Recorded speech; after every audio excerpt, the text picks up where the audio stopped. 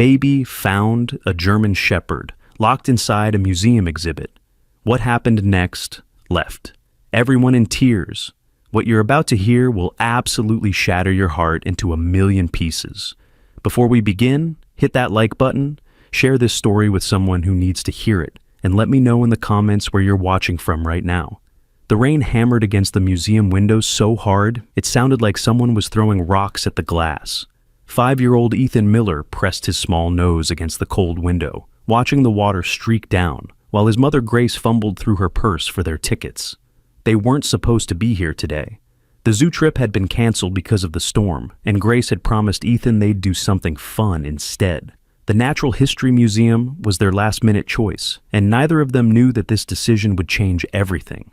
"Mama, why is that part closed?" Ethan pointed at the yellow tape blocking off the Ancient Civilizations wing. A sign read, "Under renovation, do not enter." "They're fixing it up, sweetheart, making it better for when it reopens." Grace squeezed his hand gently. "Come on, let's go see the dinosaurs instead." But Ethan couldn't move. Something was pulling at him, something he couldn't explain. It was like when he knew his goldfish was sick before anyone else noticed. Or when he felt his grandmother needed a hug, even though she was smiling. His feet stayed planted on the marble floor. "Ethan, honey, what's wrong?" "I hear something." His voice was barely a whisper. Grace knelt down beside him, her knee touching the cold floor. "What do you hear?" "Crying. Someone's crying in there." Grace listened but heard nothing except the rain and the echo of other visitors' footsteps. "Baby, there's nobody in there. It's closed for construction." But Ethan was already walking toward the tape. His small fingers reached out, not to touch it, but to point at something beyond. "Mama, listen. Please just listen." That's when they both heard it. A sound so faint it could have been the wind, but it wasn't. It was a whimper, low, pained, desperate. Grace's breath caught in her throat. "Maybe it's just the pipes, or—" "It's not pipes." Ethan ducked under the tape before Grace could grab him. "Ethan, get back here right now!" But the little boy was already running down the darkened hallway, his light-up sneakers flashing blue and red against the shadows. Grace had no choice but to follow, her heart pounding as she pushed past the tape.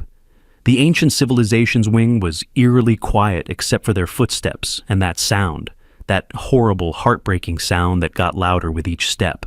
The exhibits were covered in plastic sheets, and scaffolding created a maze of metal bars and shadows. Ethan navigated through it like he knew exactly where he was going, pulled by something invisible. They reached the Egyptian section, where a massive replica of a tomb. Entrance stood partially dismantled. The whimpering was coming from inside the exhibit itself, from behind the painted wooden panels that formed the mock burial chamber. "Mama, there's something alive in there." Grace grabbed Ethan's shoulder. "We need to get security." But Ethan had already dropped to his knees, peering through a crack between two panels. What he saw made him gasp so loud that Grace felt her blood turn to ice. "There's a dog!" "Mama, there's a dog locked inside and he's hurt." Grace knelt beside her son and looked through the crack. In the dim light filtering through gaps in the exhibit, she could make out a large German Shepherd lying on its side.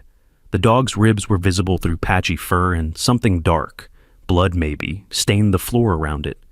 Most disturbing was the thick chain around its neck, attached to something inside the exhibit they couldn't see. "Oh my God!" Grace pulled out her phone, hands shaking.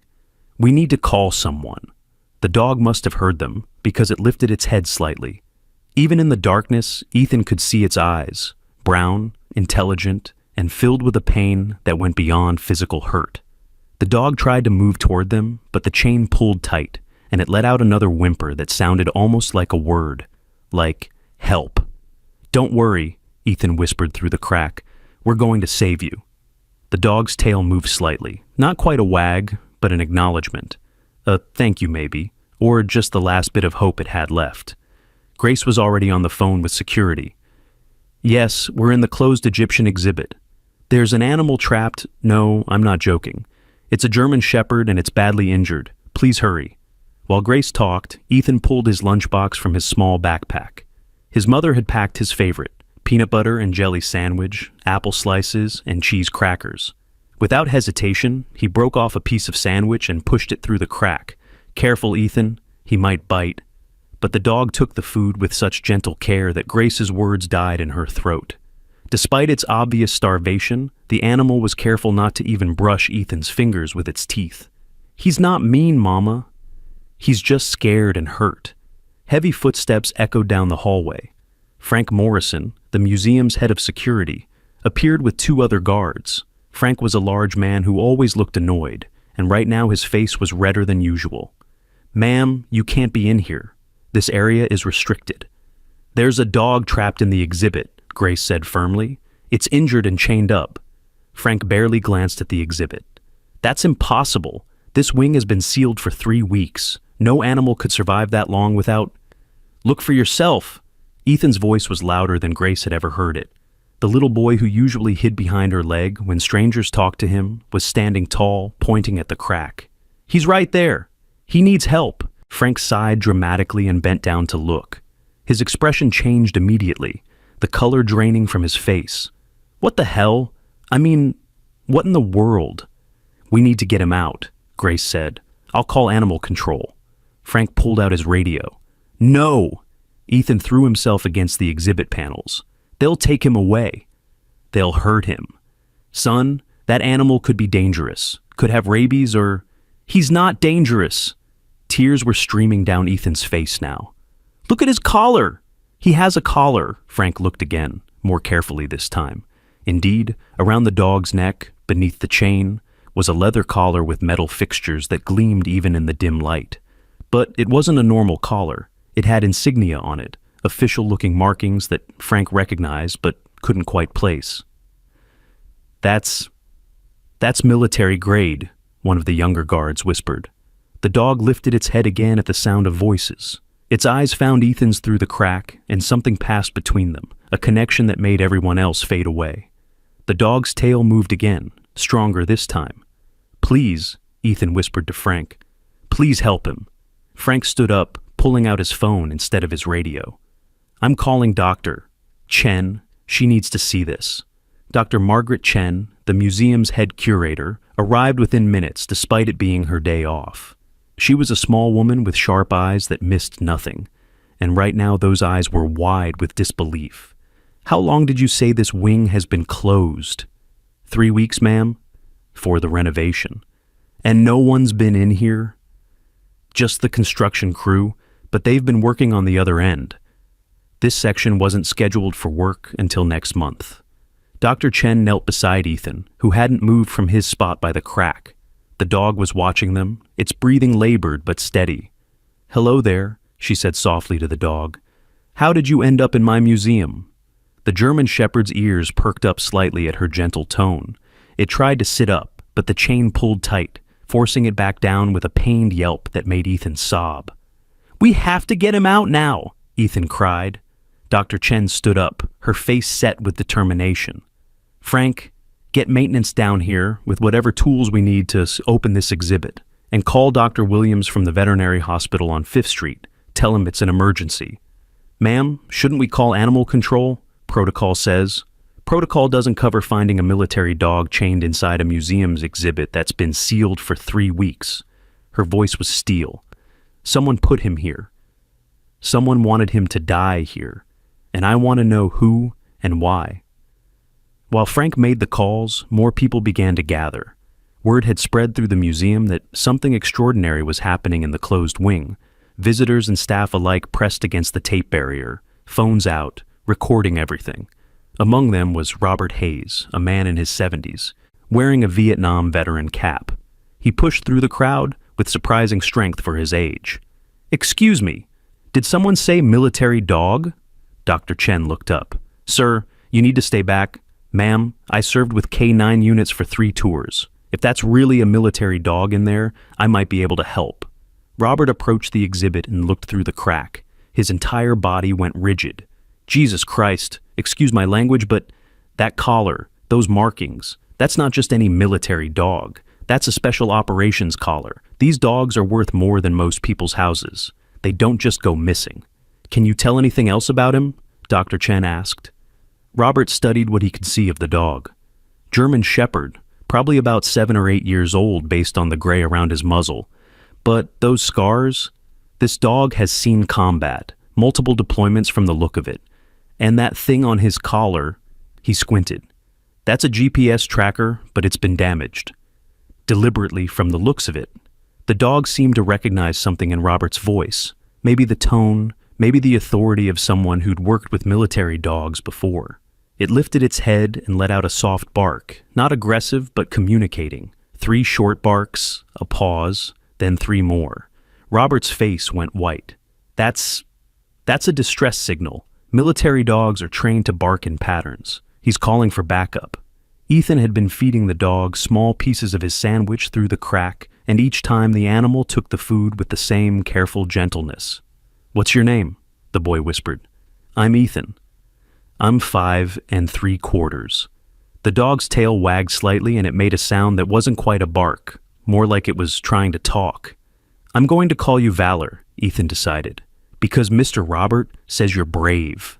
The moment Ethan said Valor, something extraordinary happened. The dog's entire body tensed, its ears shot forward, and it let out a single sharp bark that echoed through the exhibit. Then it began pulling against the chain with renewed energy, not trying to escape, but trying to get closer to Ethan. "That's not possible," Robert muttered. "What?" Dr. Chen asked. "There was a dog named Valor, Special Operations, deployed in Afghanistan. But he was reported killed in action 2 years ago. His handler spent months trying to find out what really happened to him, but the military stonewalled him, said the body was never recovered." Grace felt a chill run down her spine. "You think this is the same dog?" The reaction to the name, the collar type, the age would be right. Robert pulled out his phone. "I still have contacts. Let me make some calls." The maintenance crew arrived with bolt cutters and crowbars. They began working on the exhibit panels while Dr. Williams, the veterinarian, prepared his equipment. The crowd had grown larger, and someone was live streaming everything on social media. Within minutes, hundreds of people were watching online, then thousands. "Careful, Doctor," Chen instructed the maintenance crew. "We don't want to scare him more than necessary." The first panel came loose with a crack that made everyone jump. The dog, Valor, as Ethan insisted on calling him, pressed himself against the back wall of the exhibit, but his eyes never left Ethan. "It's okay, Valor," Ethan called out. "They're helping. Don't be scared." The second panel came down, and they could finally see the full scope of the situation. The exhibit had been modified into a prison. The chain around Valor's neck was attached to a metal ring that had been bolted into the floor. There were empty water bowls, long since dry, and scratches on the walls where the dog had tried to escape.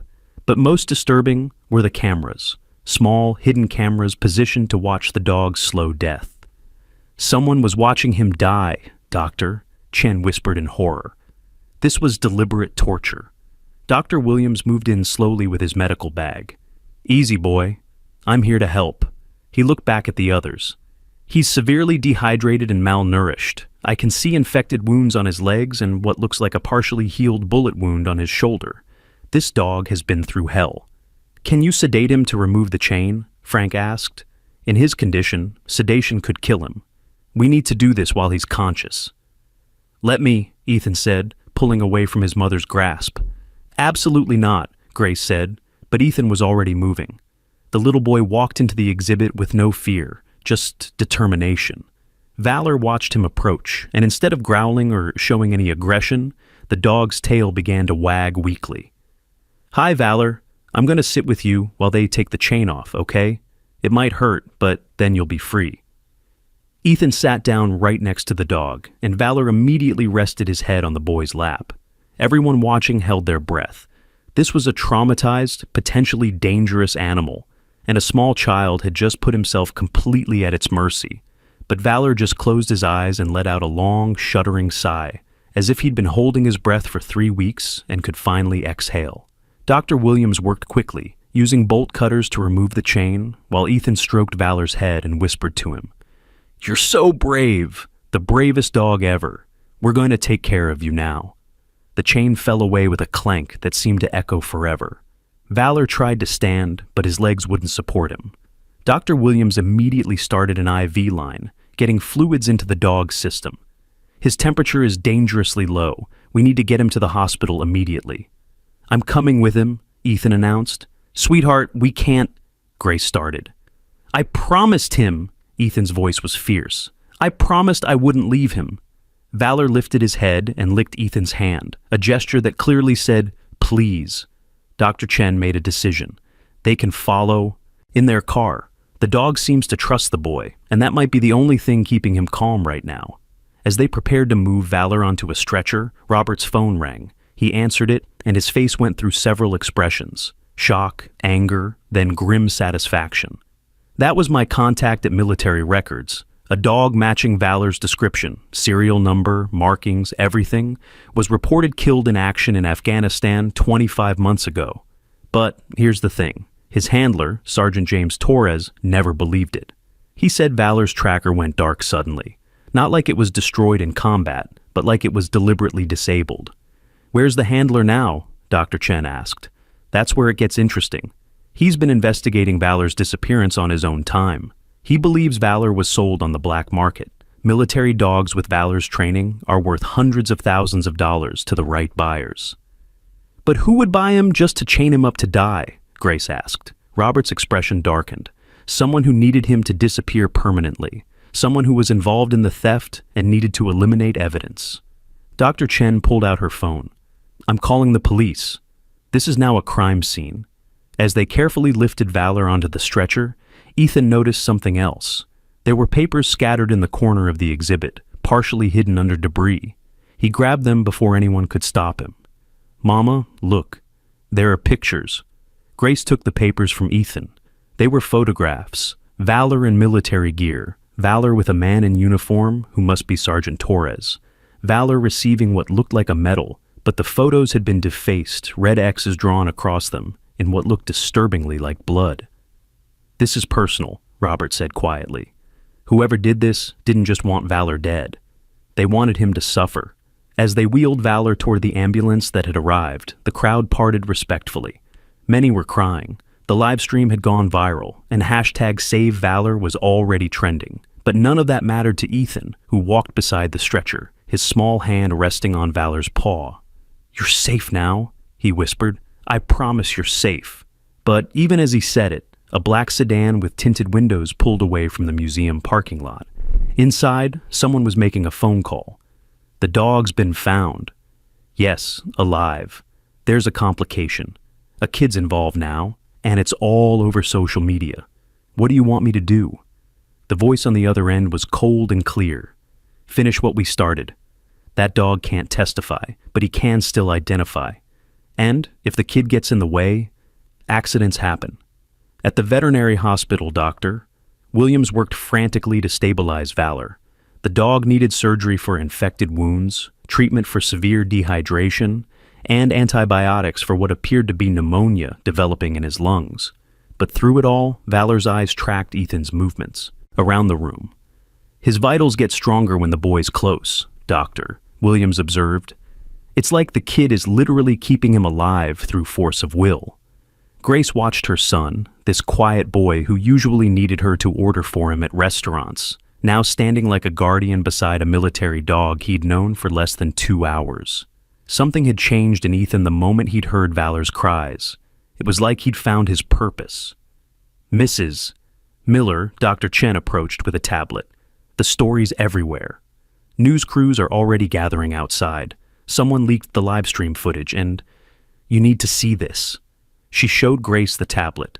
The video had been viewed over 1 million times already. But it wasn't just the rescue that had gone viral. Someone had posted a comment with a photo, a recent photo of Valor taken inside what looked like a warehouse. In the photo, Valor was surrounded by men in expensive suits, and one of them was holding what appeared to be a briefcase full of money. That was posted 10 minutes ago, Dr. Chen said, then deleted. But people screenshot it. The person who posted it said, "This is what really happened to the hero dog. He was sold like property, and when he tried to escape and find his way home, they decided to make him disappear." Grace felt sick. Who would do this? Dr. Chen's expression was grim. According to the metadata on that photo, it was taken at a warehouse owned by Morrison Security Consultants. Wait, Grace said. Morrison? As in Frank Morrison, our head of security? Dr. Chen nodded slowly. I just checked our employee records. Frank Morrison started working here exactly 3 weeks ago, the same day the Egyptian exhibit was sealed for renovation. They both turned to look at Ethan, who was reading one of his picture books to Valor, the dog's eyes half closed but alert. "We need to call Detective Winters, Doctor," Chen said. "Now." Detective Sarah Winters arrived within the hour, a no-nonsense woman with sharp eyes and a reputation for solving impossible cases. She took one look at the evidence and immediately put out a bolo for Frank Morrison.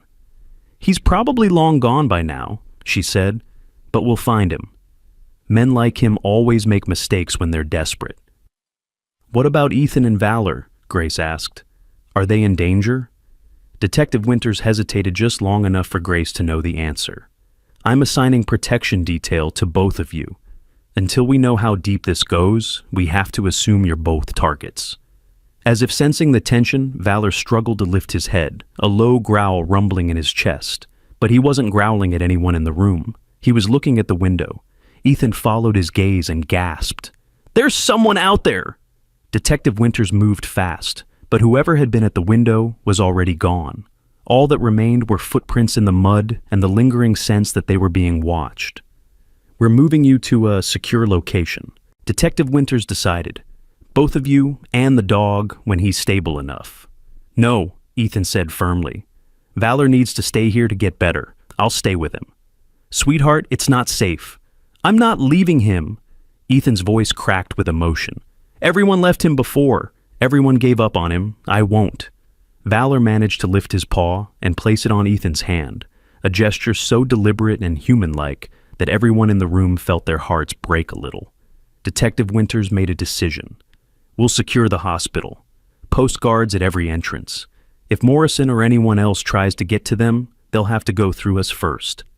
As night fell, Ethan curled up in a chair beside Valor's recovery kennel, refusing to leave despite his mother's attempts to take him home.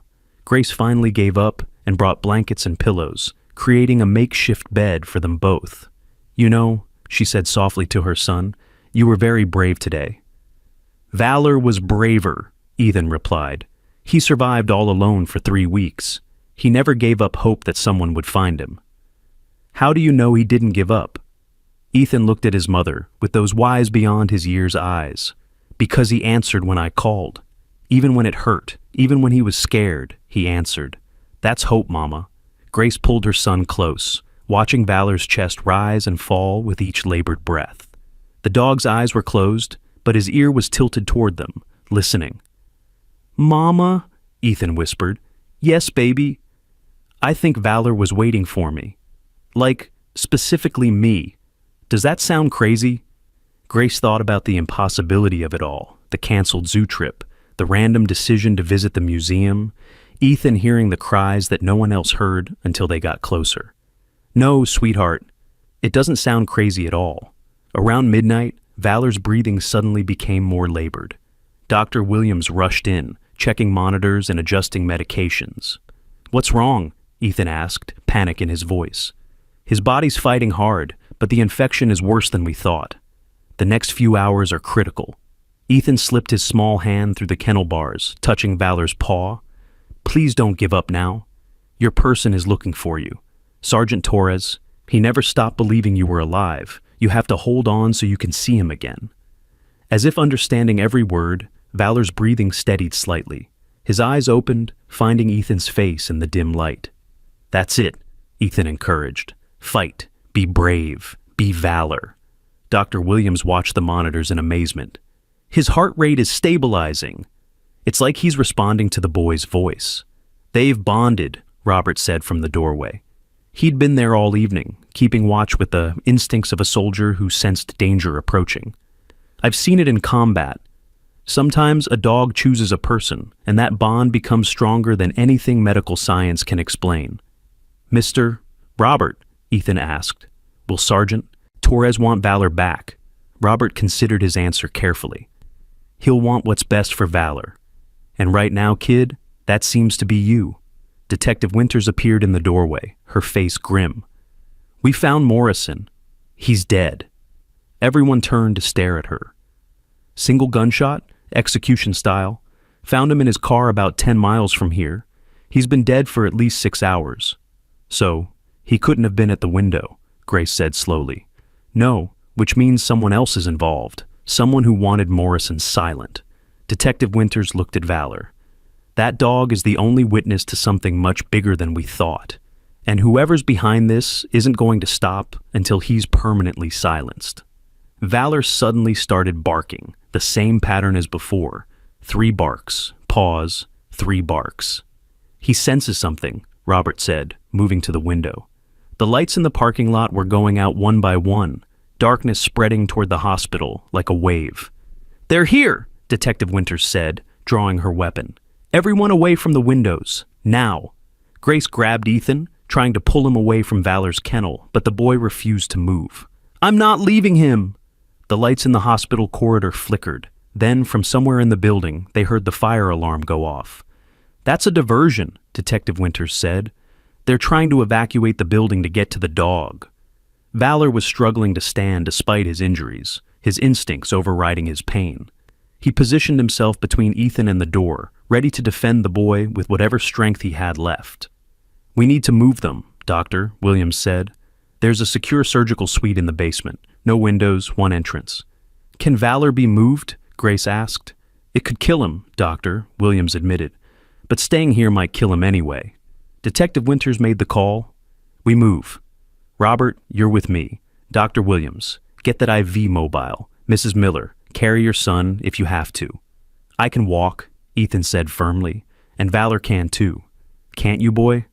Valor took a shaky step forward, then another. Blood was seeping through his bandages, but he kept moving, staying close to Ethan.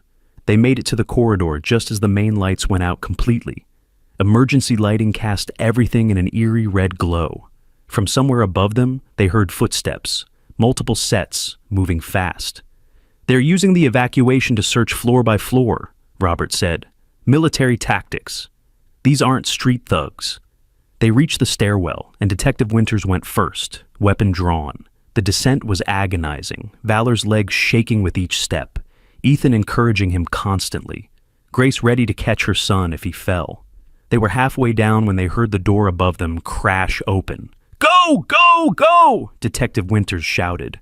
Valor found strength from somewhere deep inside, moving faster despite the pain. They burst through the basement door and ran down a long corridor lined with storage rooms and old equipment. The surgical suite Dr. Williams had mentioned was at the very end, a room used for emergency procedures when the main ORS were full. They rushed inside, and Robert immediately barricaded the door with a metal cabinet. "This won't hold them for long," he said. Valor collapsed the moment they were inside, his breathing shallow and rapid. Dr. Williams immediately started working on him, trying to stop the bleeding from where his wounds had reopened. "He's going into shock," the vet said. "I need—" The lights went out again. This time, even the emergency lighting failed. They were in complete darkness. "Mama!" Ethan cried out. "I'm here, baby!" "I'm right here." A voice came through the door, calm and professional. "Detective Winters, we know you're in there. We don't want anyone to get hurt. Just send out the dog and everyone else can leave safely." "Not happening," Detective Winters called back. "The dog is evidence in a national security matter. He was stolen military property, and we're here to recover him." "Then show me your identification," Detective Winters demanded. "Slide it under the door." There was a pause. "We don't have time for this. Open the door, or we'll open it ourselves." Valor suddenly barked once, sharp and clear. Then he started making other sounds, whines and growls in a specific pattern. "He's communicating," Robert whispered in amazement. "That's tactical code. He's spelling out something. M-A-R-C-U-S. "Marcus?" Dr. Chen said. "My assistant Marcus? But he's been on vacation for—" She stopped, the realization hitting her. Oh my God, Marcus had access to everything, the security codes, the renovation schedule, even the Egyptian exhibit keys. Detective Winters pulled out her phone, but there was no signal. "They're jamming communications." Something heavy hit the door, then again. They were trying to break through.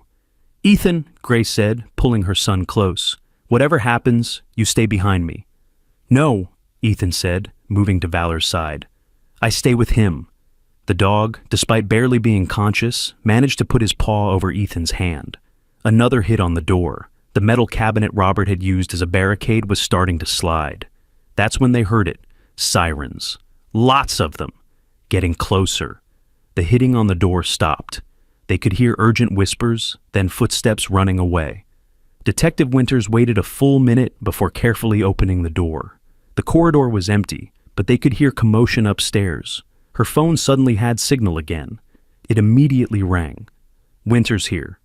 Detective, this is dispatch. We just got a call from someone claiming to be Sergeant James Torres. He says he's 10 minutes out and he has federal backup with him. Something about his military dog being in danger? Detective Winters almost laughed with relief. Tell him we have Valor. He's alive, but critical. And tell him to hurry. She turned to the Amors. Help is coming. Real help this time. But Valor's breathing was getting shallower. Dr. Williams was working frantically, but he looked up with desperation in his eyes. He's not going to make it 10 minutes. He's lost too much blood. He needs a transfusion, Robert said. Don't you have dog blood here? Not the right type. Valor's records show he's DEA positive universal donor, but he can only receive DEA positive blood. We don't have any in stock. What about other dogs? Grace asked desperately. It would take time to test them, time we don't have. Ethan was crying now, his tears falling on Valor's fur. Please don't die. Please. You're the bravest dog ever. You can't die now when your person is almost here. Valor's eyes found Ethan's face one more time. His tail moved slightly, not a wag, just an acknowledgement. A goodbye. No, Ethan shouted. No, you don't get to give up. You survived 3 weeks alone. You survived those bad men. You have to survive this too. But Valor's eyes were starting to close. That's when they heard the thundering of boots in the corridor. The door burst open, and a man in military fatigues rushed in. He was younger than Grace expected, maybe 30, with dark hair and eyes that were already filling with tears. Valor! Sergeant James Torres dropped to his knees beside his dog. Oh God, boy, what did they do to you? Valor's eyes opened at the sound of his handler's voice. His tail wagged, really wagged, for the first time since they'd found him. Sergeant Torres. Doctor, Williams said urgently. He needs a blood transfusion immediately, but we don't have the right type. Test me, James said without hesitation. What? There's something not in Valor's official records. We did an experimental procedure 2 years ago, cross-matching our blood in case of emergency field transfusions. I can donate to him. It's never been tested, but it could kill you both, Doctor, Williams said. He's dying anyway, James replied. Do it.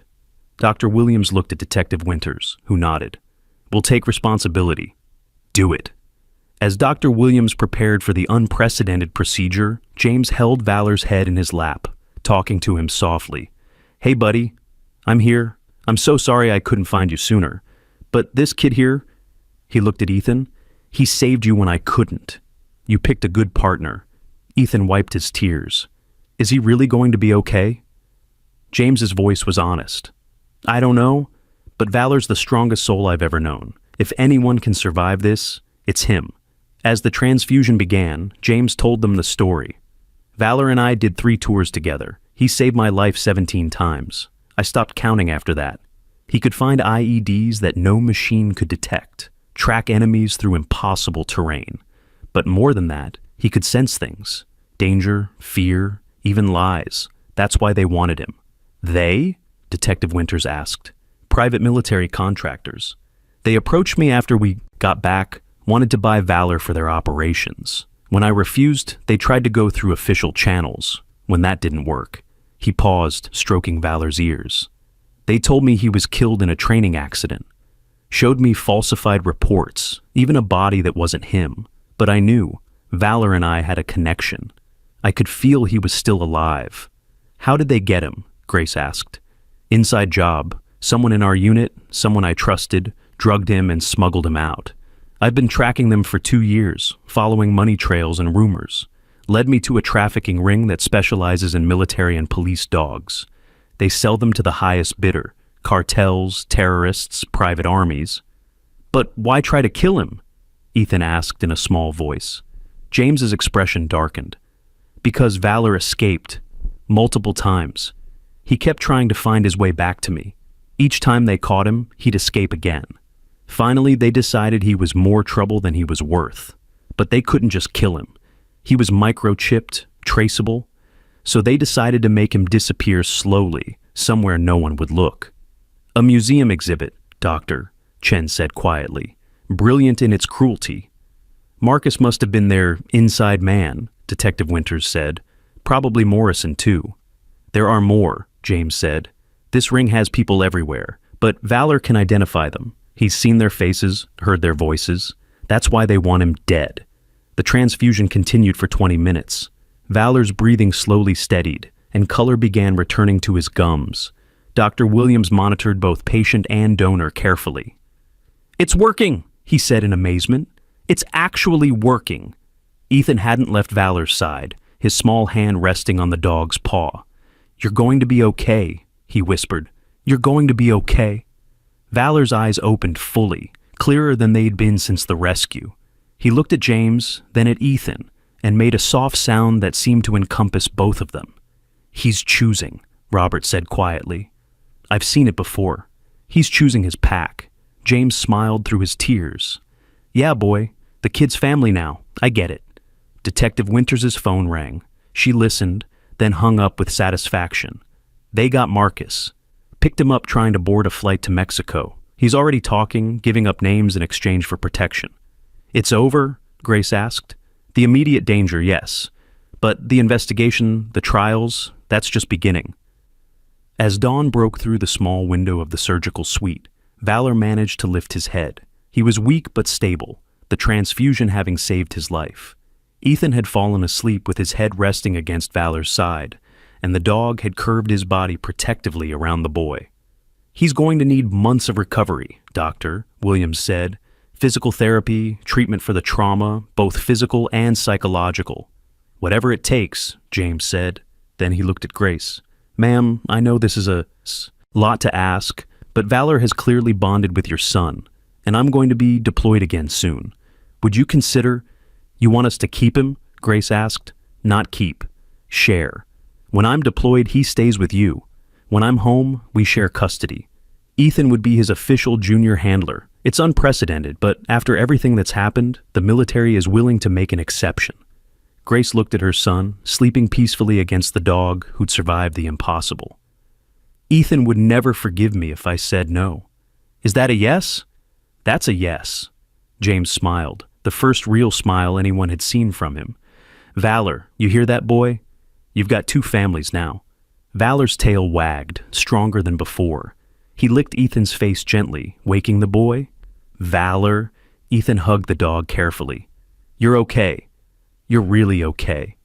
"Thanks to you, little man," James said. "You saved him when no one else could." "I just heard him crying," Ethan said simply. "Everyone else walked by, but I heard him."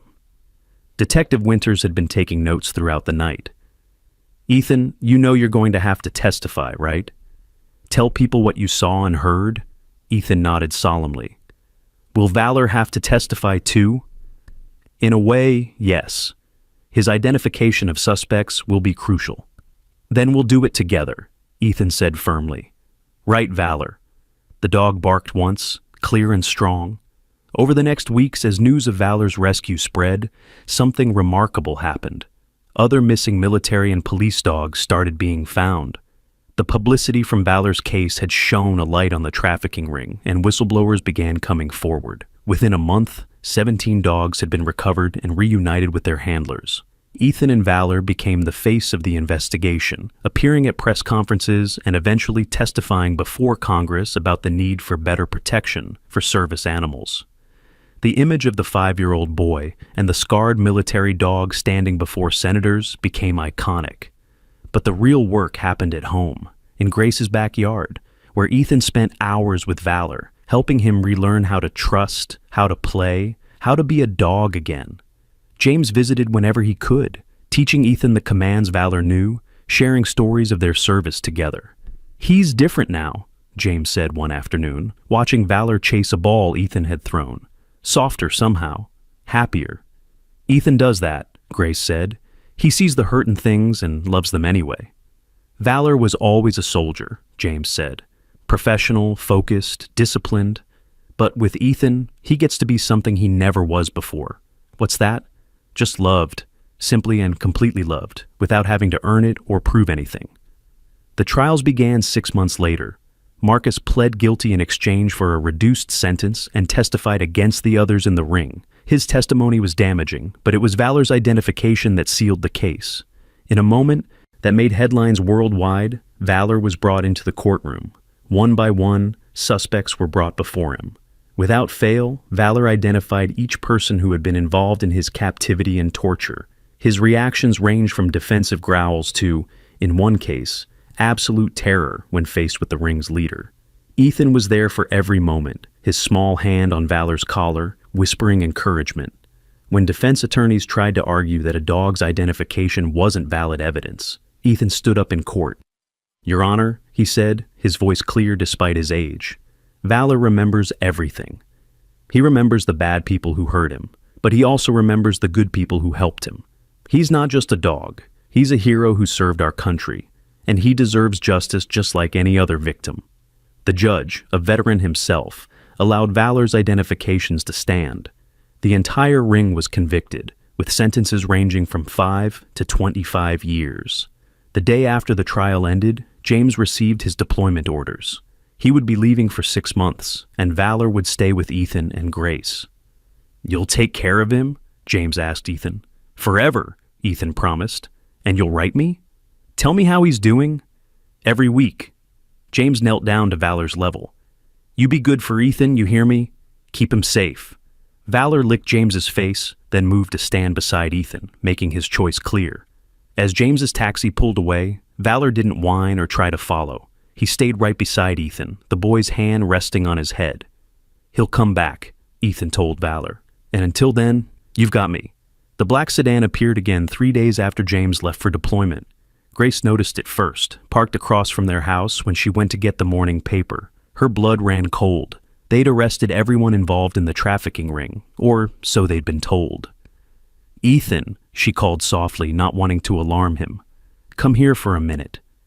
Ethan was in the living room with Valor, teaching him a new trick James had described in his latest email. The dog's recovery had been remarkable. His wounds had healed, his coat was growing back glossy and thick, and his eyes had lost that haunted look. But the moment Grace's voice carried that edge of worry, Valor's entire demeanor changed. He moved immediately to position himself between Ethan and the windows. "What's wrong, Mama?" "Probably nothing, sweetheart. But remember what Detective Winters taught us? About being aware?" Ethan nodded, his face serious. "Is someone watching us?" Before Grace could answer, Valor let out a low growl. Not the aggressive bark he'd used during the trial, but something more controlled. A warning. He was staring at the back door, his body coiled like a spring. The doorbell rang. Grace's hand went to her phone, Detective Winters on speed dial. "Ethan, take Valor upstairs, now." "But Mama." "Now, Ethan." But Valor wouldn't move. He planted himself firmly in. Front of the door, hackles raised. Whatever was on the other side of that door, he recognized it as a threat. The doorbell rang again, followed by knocking. "Mrs. Miller? My name is Agent David Stone. I'm with Federal Animal Protection Services. I need to speak with you about the dog." Grace had never heard of Federal Animal Protection Services. She pressed call on Detective Winters' number while calling through the door. "I'll need to see identification." Of course. A badge slid under the door. It looked official, but something felt wrong. The photo was slightly blurry, and the badge number seemed too short. Detective Winters answered on the second ring. "Grace? Everything okay?" "Someone's at my door, claiming to be from Federal Animal Protection Services. Agent David Stone." "There's no such agency. Don't open that door. I'm on my way." The knocking became pounding. "Mrs.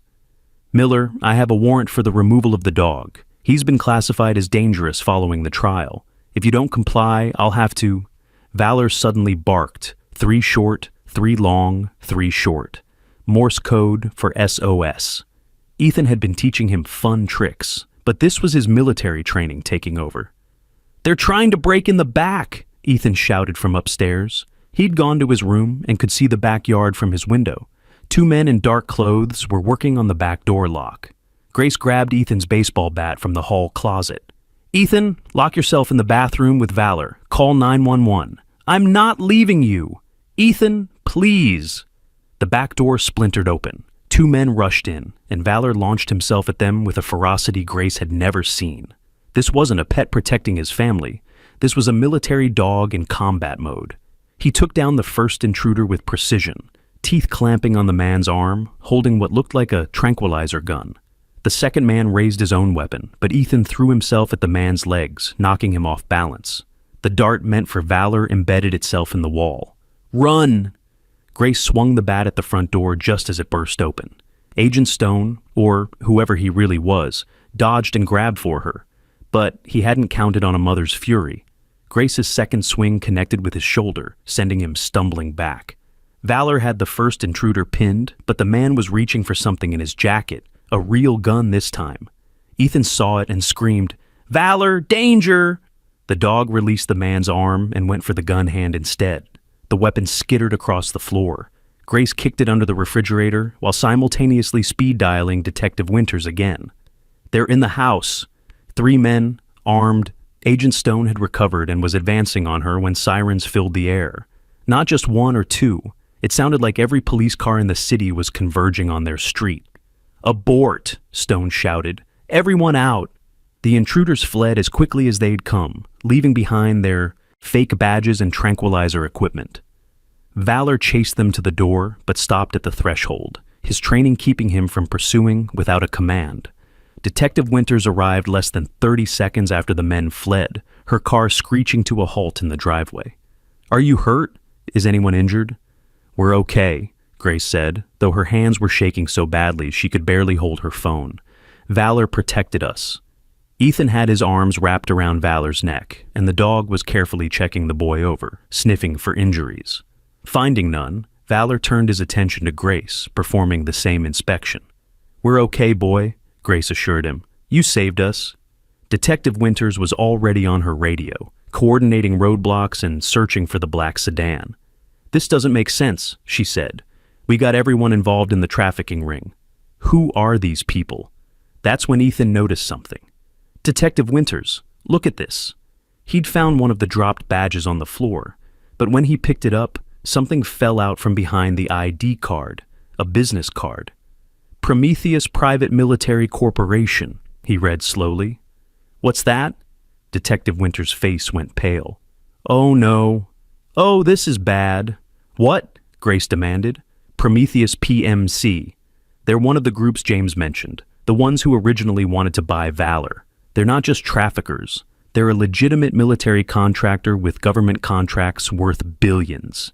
If they're coming after Valor directly, they want him for something specific," Grace finished. Valor suddenly moved to the window, his body tense. He barked once, sharp and clear, then began that pattern again, communicating something in the code James had taught him. "What's he saying?" Detective Winters asked Ethan, who'd been learning to interpret Valor's signals. Ethan watched carefully. He's saying, "Danger coming," and "Protect Pack." "Pack means family and dog language," Grace said. "He's warning us they'll be back." Detective Winters made a decision.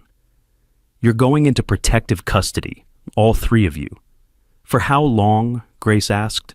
"Until we figure out why Prometheus wants Valor so badly. There's something we're missing, something about Valor that makes him worth risking federal kidnapping charges." As they packed essentials, Ethan found something in Valor's collar, a small USB drive that had been hidden beneath the padding. "Mama, look." Grace examined it carefully. "This wasn't here before. Someone must have put it there recently. Or," Detective Winters said slowly, "it's been there all along, hidden so well that even the traffickers didn't find it." They plugged it into Detective Winters' secure laptop. The drive contained encrypted files, but one video file was accessible. It showed Valor in Afghanistan with James, but they weren't on a normal patrol. They were at what looked like a meeting between U.S. military officials and men in expensive suits, men who looked out of place in a war zone. In the video, Valor suddenly started barking aggressively at one of the suited men.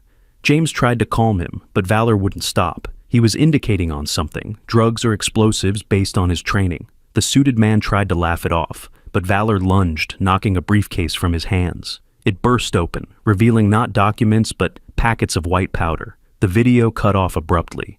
"My God," Detective Winters whispered. "Valor exposed a drug smuggling operation. Those men in suits, I recognize one of them. That's Marcus Webb, CEO of Prometheus PMC. So they want Valor dead because he's a witness?" Grace asked. "More than that. If this video gets out, it proves Prometheus was smuggling drugs using military supply lines. That's not just criminal. It would cost them all their government contracts. We're talking about billions of dollars and decades in federal prison." Ethan had been quiet, processing all of this. "So, Valor's not just a hero dog. He's like a detective dog who solved a huge crime?"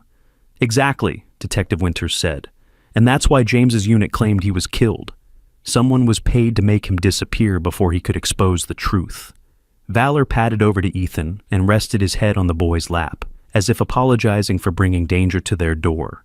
"It's not your fault," Ethan told him. "You were just doing your job. Being a good boy." Detective Winters' phone rang. She answered, and her expression grew increasingly grim. "When? Are you sure? Okay, we're moving now." "What is it?" Grace asked. "Prometheus has filed legal papers claiming Valor is their property. They're saying he was purchased legitimately from the military and that you're harboring stolen property. A judge has issued a temporary seizure order." "They can't do that," Ethan cried. "Valor isn't property, he's family." "I know, sweetie, but they have expensive lawyers and a paper trail, probably forged, but it'll take time to prove that, time we don't have." Grace made a decision that surprised everyone, including herself. "Then we run. Mrs.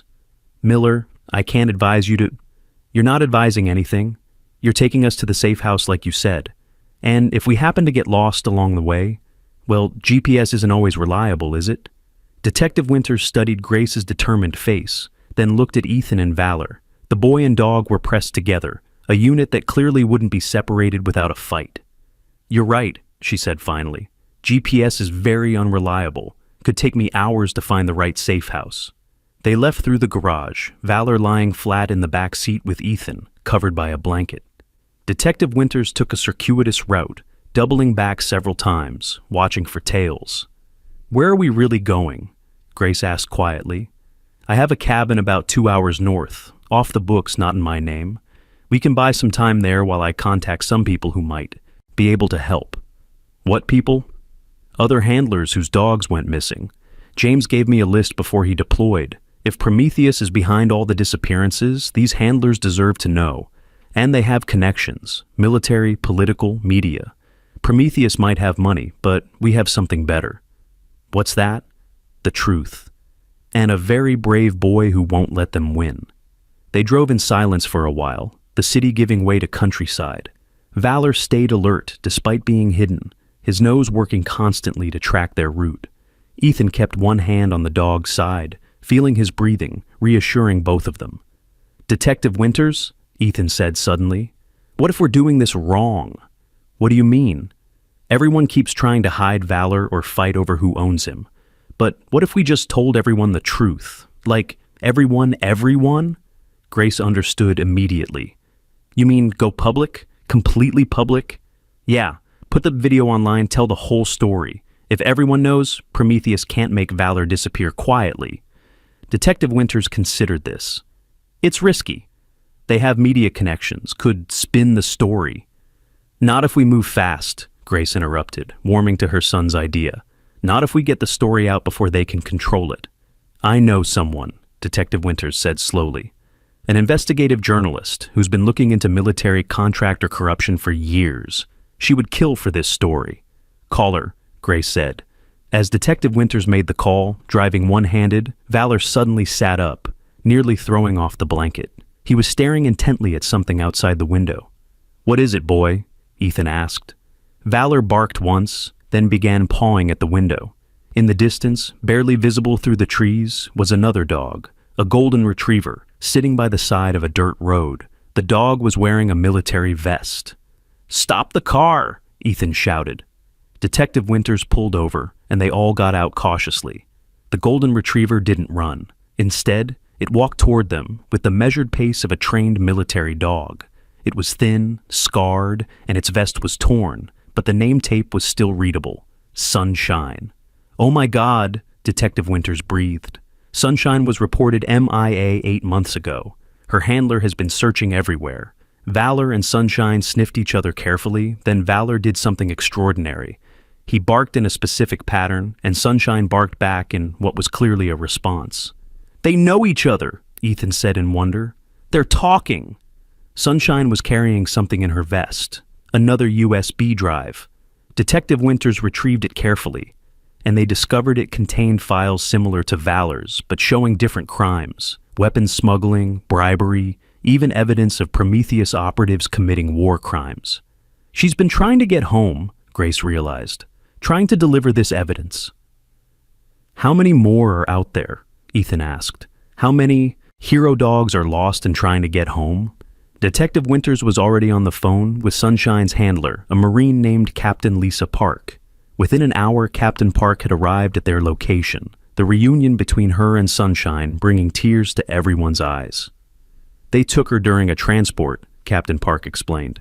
"Said she was killed by an IED, but I never believed it. Sunshine was too smart, too careful." "Captain, we're about to go public with everything," Detective Winters explained. "Will you join us?" "Hell yes. Pardon my language," she added, glancing at Ethan. "But these dogs aren't just equipment. They're veterans. They deserve better." The cabin was small but secure, hidden in dense woods with only one access road. They set up a makeshift command center, with Captain Park calling other handlers, while Detective Winters coordinated with her journalist contact. The journalist, Rebecca Chen, arrived that evening with a camera crew. She was a small woman with intense eyes and a reputation for taking down corrupt corporations. "This is it," she said, after reviewing the evidence. "This is the story that ends Prometheus, but we need to do this right. Ethan, are you ready to be on camera?" Ethan looked at Valor, then at his mother. "Will it help Valor and the other dogs?" "It'll help all of them," Rebecca assured him. "Then I'm ready." They filmed for 3 hours. Ethan told the story from the beginning, hearing Valor's cries in the museum, the rescue, the bond they had formed. Grace described the attacks on their home. Detective Winters presented the evidence. Captain Park spoke about the systematic theft of military dogs. And through it all, Valor and Sunshine sat perfectly still, living proof of everything being said. But the most powerful moment came when Rebecca asked Ethan why this mattered so much to him. "Because," Ethan said, his young voice clear and strong, "Valor protected our whole country. He saved soldiers' lives. He caught bad guys. And when he needed help, everyone wanted to pretend he didn't exist. That's not right. Heroes shouldn't be thrown away when they're not useful anymore. They should be loved and protected, just like they protected us." Valor, as if understanding, placed his paw on Ethan's knee. The gesture was so human, so full of gratitude and love, that even the camera operator had to wipe away tears. "When will this air?" Grace asked. "Tomorrow morning, prime time," Rebecca said. "But we're releasing teaser clips online tonight. By dawn, this story will be everywhere." As they prepared to leave the cabin and return to the city under protection, Valor suddenly started barking urgently. Not his warning bark, but something else. He ran to the door, scratching at it. "What is it, boy?" Ethan asked, opening the door carefully. In the darkness, pairs of eyes reflected the porch light. One by one, dogs emerged from the forest. German shepherds, Belgian Malinois, Labrador retrievers, all wearing tattered military or police vests. There were 7 of them, all thin, all scarred, all carrying evidence of their service and suffering. "My God," Captain Park whispered. "It's like they knew. Like they heard we were here to help." Each dog carried something: USB drives, documents in waterproof pouches, photos, evidence of crimes, corruption, and cruelty that went far beyond what they'd already discovered. Valor moved among them, and Ethan watched in amazement as the dogs seemed to communicate, sharing information in ways humans couldn't fully understand, but could clearly see happening. "They've been looking for each other," Ethan said suddenly. "They've been trying to find all the evidence and bring it together. Valor wasn't just trying to get home. He was on a mission." Detective Winters was frantically making calls, getting veterinary help and more handlers to the cabin. Within hours, it had become a reunion site, handlers arriving to find dogs they'd been told were dead. Dogs who'd traveled hundreds of miles to complete one final mission, exposing the truth. The story broke at 6 a.m. the next morning. Within an hour, it was the top trending topic worldwide. #, Justice for Valor, and #, Hero Dogs Deserve Justice flooded social media. The video of Ethan and Valor had been viewed 10 million times before noon. Prometheus PMC tried to respond, but their statements were drowned out by the overwhelming evidence and public outrage. By evening, federal agents had raided their offices, and Marcus Webb was arrested on charges ranging from drug trafficking to conspiracy to commit murder. But the real victory came 3 days later, when Congress announced emergency hearings on the protection of military and police dogs. Ethan was invited to testify, with Valor by his side. The congressional chamber was packed as 5-year-old Ethan Miller walked in with Valor. The dog wore his dress uniform, medals gleaming, walking with the dignity of the hero he was. They took their place at the witness table, and Ethan adjusted the microphone to his height. "Senators and representatives," he began, reading carefully from the speech he'd written himself with help from his mother. "My name is Ethan Miller. I'm 5 3/4 years old. This is Valor. He's 8 years old and a decorated war hero." He paused, looking around the room at the powerful adults all watching him. "Valor can't speak for himself, so I'm here to be his voice. But really, I'm here to be the voice for all the dogs who served our country and were thrown away when people thought they weren't useful anymore." Ethan told their story again, but this time with the weight of all the evidence behind him. He talked about the other dogs they'd found, the crimes they'd exposed, the loyalty they'd shown even after being betrayed. "You make laws to protect people," Ethan said, "but these dogs are heroes too. They deserve laws that protect them. They deserve to come home safe. They deserve to be loved." When he finished, the chamber was silent. Then, starting from the back, applause began. It spread through the room until everyone, senators, representatives, staff, visitors, was on their feet, applauding a little boy and his dog. The Military Working Dog Protection Act was passed unanimously 2 weeks later. It made the theft or abuse of military or police dogs a federal crime with mandatory minimum sentences. It established a tracking system for all service dogs and created a fund for their medical care after retirement. James watched the news from his base overseas, tears streaming down his face as he saw Ethan and Valor on every channel. His commanding officer approached him. "Torres, there's someone who wants to speak with you."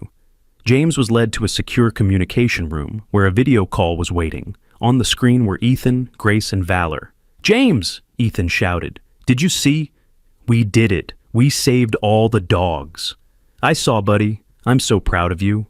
Of all of you." Valor barked at the screen, his tail wagging furiously at the sight of his original handler. "6 more months," James said. "Then I'm home for good. Retirement papers are already filed." "You're retiring?" Grace asked. "Yeah, figured I'd follow Valor's example. Besides, someone needs to help run the foundation." "What foundation?" Ethan asked. James smiled. "The one we're going to start. The Valor Foundation for the protection and rehabilitation of service dogs. If you'll have me as a partner, that is." Ethan looked at Valor, who barked once in approval.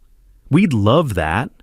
As the call ended and life began to return to normal, Grace found herself reflecting on how much had changed. Her shy, quiet son had become a national advocate for animal rights. Their family had grown to include not just Valor, but a network of handlers and dogs who'd become like extended family. But the biggest change was in Valor himself. The dog who'd been dying in a museum exhibit, betrayed and broken, was now strong and proud again. He'd completed his final mission.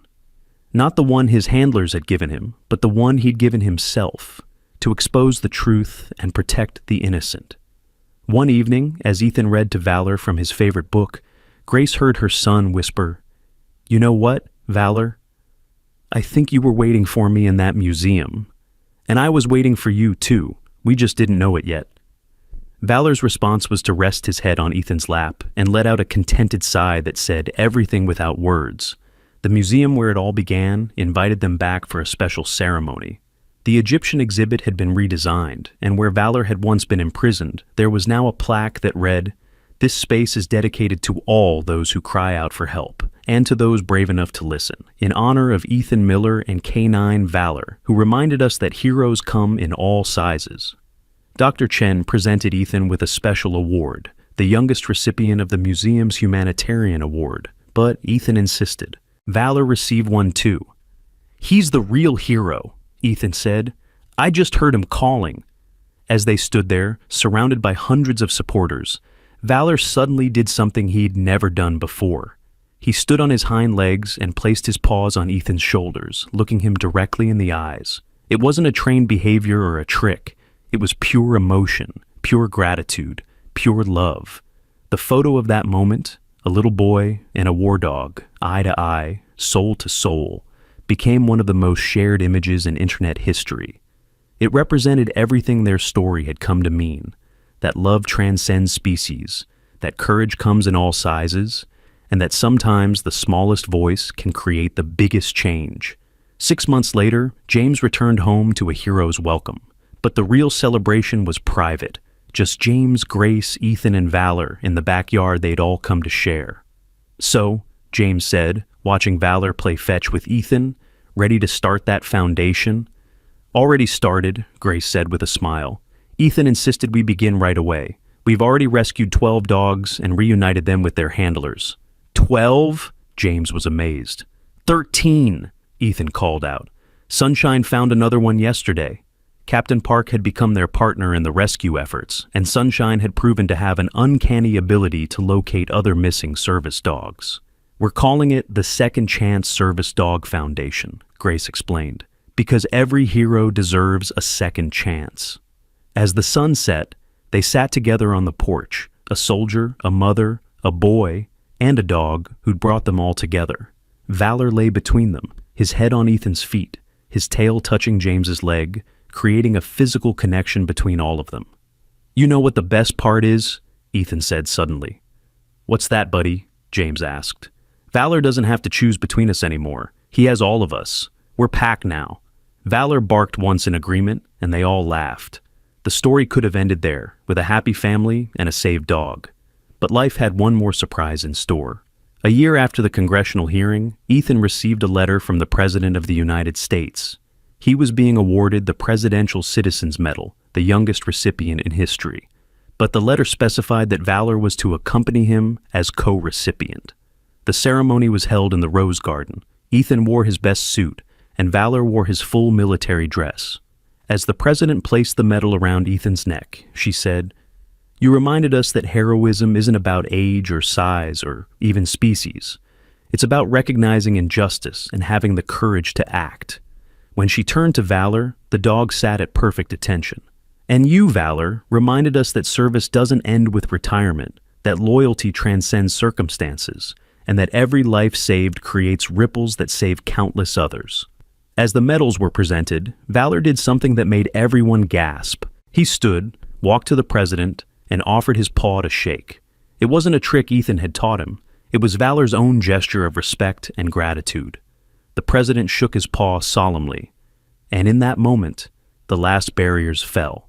Service dogs across the country gained new protections, new respect, and new opportunities to serve even after their official retirement. But for Ethan, the greatest moment came that night, back home, when Valor climbed onto his bed, something he rarely did, and curled up beside him. "We did it, boy," Ethan whispered. "We really did it." Valor's response was a gentle lick on Ethan's cheek and a soft sigh as he settled in for the night, guarding the boy who'd saved him, just as he'd once guarded soldiers in distant lands. The story of Ethan and Valor spread far beyond America. Military and police forces worldwide began implementing new protocols for the protection of service animals. The Valor Foundation grew into an international organization, saving hundreds of dogs and reuniting them with handlers or finding them loving homes. Ethan grew up to become a veterinarian specializing in service animals, with Valor by his side through elementary school, middle school, and high school. When Valor grew too old to accompany him to college, Ethan chose a school close to home so he could visit every day.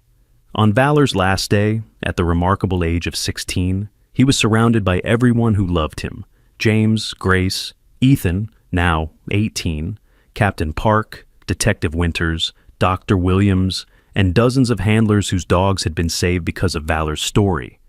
"You changed the world, boy," Ethan whispered, holding Valor's graying head in his lap. "You changed my world." Valor's tail wagged one last time, weak but determined, and he looked at Ethan with eyes that still held all the love, loyalty, and gratitude that had defined their relationship from that first moment in the museum. When Valor passed, peacefully and without pain, the news made headlines worldwide. The president ordered flags at half-staff at all military installations. The museum created a permanent exhibit in his honor, but the greatest tribute came from the thousands of service dogs who were safe because of what Valor and Ethan had accomplished together.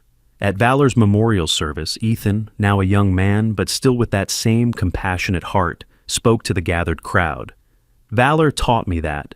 Heroes don't always wear capes or carry weapons.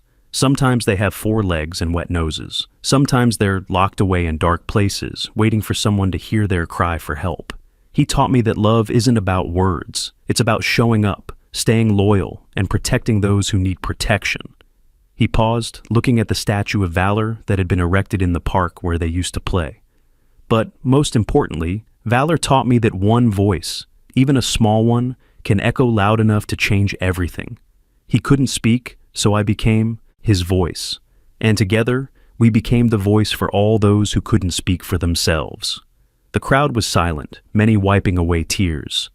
Valor's body is gone, but his mission continues. Every service dog that comes home safe, every handler reunited with their partner, every animal protected by the laws we fought for, that's Valor's legacy. That's his final victory. As Ethan stepped down from the podium, a German Shepherd puppy ran up to him, the newest recruit for the local police force, named Hope in Valor's honor. The puppy sat at Ethan's feet, looking up at him with bright, eager eyes. "Hello, Hope," Ethan said, kneeling down. "Ready to change the world?" The puppy barked once, clear and strong, and everyone present felt it, the echo of Valor's spirit, living on in every service dog, every act of compassion, every moment when someone chooses to listen to a cry for help. Years passed. Ethan became Dr. Miller, running the largest service animal rehabilitation center in the country. James worked beside him, training new handlers and dogs. Grace wrote a book about their experience that became required reading in veterinary and military programs worldwide. And in the museum where it all began, children on field trips would stop at Valor's exhibit and learn about the dog who survived the impossible and the boy who heard him crying when no one else would listen. One day, a little girl tugged on her teacher's hand and pointed at the exhibit. "Miss Johnson, I think I hear something crying in the basement." The teacher almost dismissed it, but then she remembered the story of Ethan and Valor. She knelt down beside her student. "Show me where," she said. They found a cat that had been trapped in a ventilation shaft for days.